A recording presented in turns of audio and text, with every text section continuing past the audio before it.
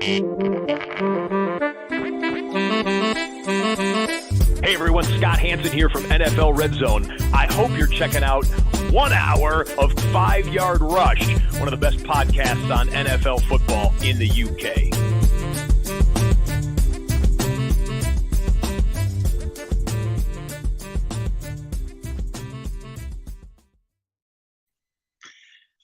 Good evening, Rush Nation. It is time for another Waiver Wire. Week 8 now. We're churning through the weeks. We're almost halfway through the fantasy season. And as of next week, we'll be on the back 9 of the fantasy season, well into the depths of the regular season as well. So almost in the second half. Well, we are in the second half of fantasy seasons now. And if you're, 3 wins upwards, you're still in with a good shout. If it's 2 wins, then you've got a lot of work to do. Anything less than that, it's probably looking unlikely you're going to make your playoffs. So just going to dig into some quick waiver pulls for this week. If you haven't already heard, I'm also on the Fantasy Pros Waiver Wire podcast, so I've done a lot of this already. That is recorded and will be out shortly.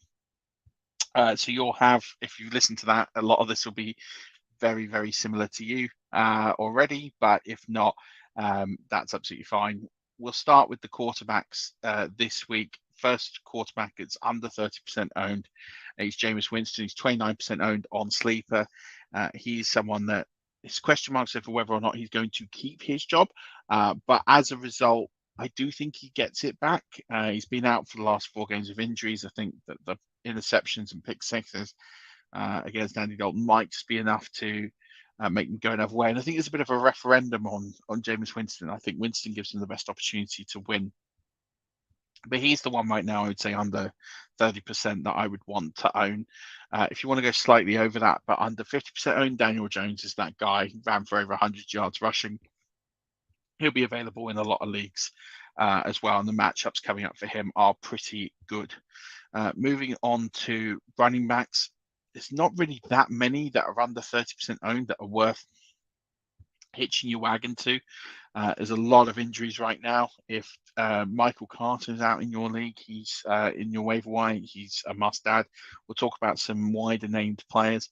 With the quarterbacks, by the way, the Fab, I would spend sort of no more than 3% on Fab on either of those quarterbacks. You don't need to. They've been out there for ages. So let's start with the 2 running backs you should add.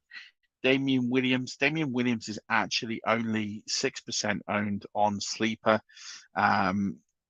He's on IR. He's due to return back this week. I think you'll get him pretty cheap. I just think with the fact that Tyler Algier and Caleb Huntley are both achieving 1.5 and 1.6 yards after contact, Damian Williams is much better. He was ahead of them on the depth chart.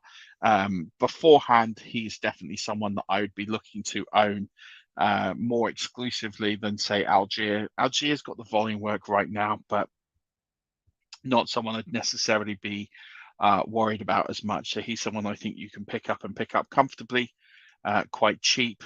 If we're going on ESPN ownership, Gus Edwards is actually only 16.1% owned, but actually in Sleeper, he's 38% owned. For me, he's sort of outside of the obvious Michael Carter's and Deonta Foreman's, he's the must-own running back this week. I think he's going to get a good set of usage. He's going to have a lot more running plays come his way, at least double-digit carries over the next few weeks, and he's got a really good running back schedule. And I think they hold back J.K. Dobbins as long as they possibly can as well. So I think he's going to get a really good look in this offense. I think he's worth spending a significant amount of fab on. Other one is Kyren Williams. Kyren Williams is 21% owned. I think Darrell Henderson's been pretty terrible. Cam Akers looks like he's played his last down there. I think Kyren Williams is going to come into this. Now, he's not necessarily the greatest running back in the world, but I do think he's going to come in and get some opportunity. I think you can get him pretty cheap, less than 5% of fab, and he is going to have a significant role in this offense. It's just whether or not he makes the most of it. But that's really it for sort of the under 30% owned. If you're looking for players sort of just over 30% owned, Khalil Herbert's one that I'm tracking everywhere. He's under 50% owned on Sleeper, 49% owned, and I just think he's awesome. Yards after contact. Eberflus has said that they're going to run with the hot hand. That just says to me he's going to get even more opportunity. But nobody in the league has more yards after contact than him in the run game that has run the ball for more than 20 attempts. So a massive amount.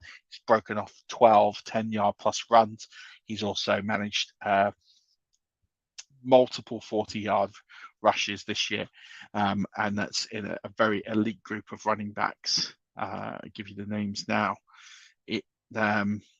Barkley, Hall, Henry, Jones, and Sanders. They're the only running backs that have managed that this season. So again, really elite company that he's with, breaking off those runs. There's Isaiah Pacheco. He's on bye this week, so in ESPN he's only rostered in 30.3% of the leagues. So he's someone that I would add a little bit. He designates him with a starter role. Maybe this week they give him a bit more practice. Be a bit careful with that starter terminology. It just means he gets the first snap. That's all it means.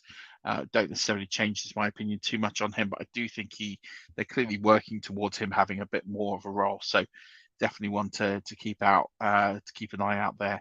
But for me, Deonta Foreman, who's 63% owned, Michael Carter 65% owned. If they're out in your leagues, you need to be going and grabbing them. They're the top sort of waiver wire ads for me this week. Moving on to wide receivers. And by the way, for those, Michael Carter spend almost everything you've got left. I think he's the true sort of league winner left. Gus Edwards 10 to 15%. Everybody else in that sort of 5 to 10% range of fab. Wide receivers, Paris Campbell, he's 11% owned on Sleeper. I'd spend about 5% fab on him. He's getting a lot of targets at the moment. 17 for 20 for 127 yards, 2 touchdowns in his last 2 games. Snap shares through the roof. 100% last week, 98% this week, 90% the previous week. They've kind of abandoned the run. They're in a pass-first offense. So give me some Paris Campbell there. Marquise Goodwin, he is 0% owned on Sleeper, but it looks like he's going to be the guy to step into DK Metcalf's shoes. Again, this is a heavy pass offense as well, and surprisingly good and efficient one as well. So well worth picking up Marquise Goodwin. He is free. He's going to go under the radar, although he did score 2 touchdowns on Sunday. Got to be a little careful not to overpay, but he's worth a couple of percent on fab. Definitely no more than 5%. Then we've got, if you're looking for sort of a potentially uplifting pick, KJ Hamler. So KJ Hamler is 9% owned on Sleeper. This is going to require the offense to get better and also for Jerry Jeudy to get traded. But he's exclusively worked in the slot. Some beat reporters are saying that they want him to operate in a kind of Tyler Lockett role, which would be amazing for him and for fantasy owners. So for me, if I'm a 3-win, 4-win team at best, he's someone I'd be getting for a couple of dollars here. You wouldn't need to spend a lot of money on him, but he's worth the risk because he could potentially give you a huge reward if Jerry Jeudy gets traded from the Denver Broncos. Tyquan Thornton is out there. He's clearly a bit of a game changer with a bit of speed with the Patriots. He's 22% owned. You can definitely go ahead and grab him, but I wouldn't spend too much, 1 to 3% of fab at that big breakout game in week 6, someone that could potentially come through there for you. In the just over 30% range, Zay Jones, he's actually 24th out of all NFL, out of all wide receivers in targets. He's played 1 less game as well. And if you look at his potential usage, he's right up there in terms of the sort of top 30 options when you're looking at volume. And he's not been the most efficient, but he's also not been terrible in PPR leagues. He's a strong ad. He's got a very safe floor. 10 targets again on Sunday. He's had games of 11 targets as well just a few weeks ago. So Zay Jones for me holds a lot of value. He's also very safe in the fact of he's not going to lose his role, but there's also the potential for him to improve and get even better numbers as well. So look to him to pick him up. And Wandale Robinson, 45% owned. Again, you're looking at potential matchups over the next few weeks. He can definitely take advantage of those. And in the slot, he's a good safety valve. So I've talked about him quite a bit already in podcasts previously, but he's someone I'd definitely be jumping on to make the most of. Tight ends for me, Greg Dulcich. He's only 14% owned on Sleeper. Very good, solid producer. Again, of 11 fantasy points on Sunday, and that's kind of what he'll do. 19.7% target share. or target rate, and then you look at everything he's doing. He's on the field more. He's playing more snaps. He's getting that sort of elite usage that only the elite players in the NFL at the tight end position are getting, and are instant starters in the tight end position. So for me, he's getting into there. I think he's a borderline wide receiver, tight end one for the rest of the season. If you're just over 30% owned, look at Irv Smith Jr., 37% owned on Sleeper. Dulcich, just say you can get with probably under 5% of fab. I think Irv Smith, you're going to need 5% of snap, of fab. He is playing the Cardinals this week, who are the team that give up the most receiving yards, receptions, and touchdowns to tight ends in the league, and the most fantasy points as well. Really good matchup for Irv Smith this week. And also, don't forget, pass first offense should be getting work fairly regularly. Going to DST this week, I really like the Tennessee Titans. They're at home. They've got the Texans, who are terrible on the road. They've only won 5 road games in 2.5 years, 3 of them against the Jacksonville Jaguars. And then you look at the fact that they're a very good run D, second lowest amount of yards conceded this year on the ground, and first only one rushing touchdown given up all season. And then you look at Davis Mills. He's given you the opportunity there to 5 INTs, which isn't a huge amount in 6 games, but also 4 fumbles. There's an opportunity there to turn the ball over there. So really like him as an option this week. And then when it comes to kickers this week, under 30% owned. It is a tough one. I'd probably lean towards Cade York. He's someone this week that I think could add some value. He has got this week, so I'm just pulling it up, Cincinnati. So I think that there'll be some points on the board there for him. He's been fairly consistent as a kicker. He's 17.2% owned on Sleeper, so like that as an option as well. In terms of just any other picks here, I would say if you can go out and get, as I've said, Michael Carter, if you can go out and get Deonta Foreman, they're definitely must-adds for me in this offense or in this landscape, because I think they're the only two that could give you sort of real sort of league-winning appeal. Especially Michael Carter. He's a very efficient running back. He's going to be a really good spot for you going forward. So he's worth emptying all your fab for. I think everyone else is a bit questionable. And I think if you're looking at players that you can move out, definitely look at like Kenyon Drake, Jeff Wilson. I think they're definite players that are sort of must-goes from your roster. I think you'll probably lose James Cook as well. I think he's someone that you could definitely drop. Obviously, you got the Rashard Pennies of this world. He's still rostered in over 30% of the leagues, which maybe they're dynasty leagues, but I'd be getting rid of him. Mike Boone, after his injury, he's definitely droppable.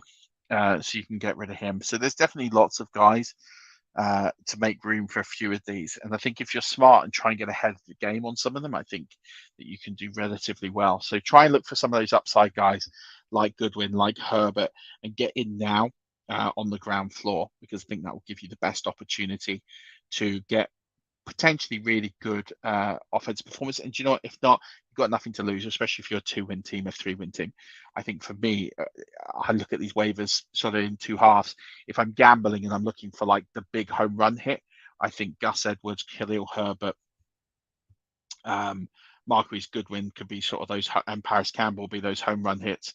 I look at players like Damian Williams, Zay Jones as potential sort of floor plays. And then I look at KJ Hamler as well as a potential home run play, in the sense of I think he's going to massively outperform what you pay for him. And I think he becomes flex relevant, at least for the rest of the season. So they're the sorts of players I really like to shoot for. I think if you're looking for floor plays, Wan'Dale Robinson's a good one. Chuba Hubbard's a good one.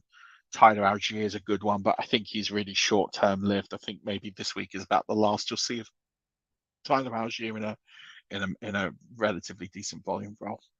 Anyway, that's going to do this for this week for the waiver wire. Check out Stacey's column in the link below, and look forward to catching you all on the flagship show in just a little bit. So probably about another half hour, 40 minutes or so time. So until then, as always, don't forget, keep rushing.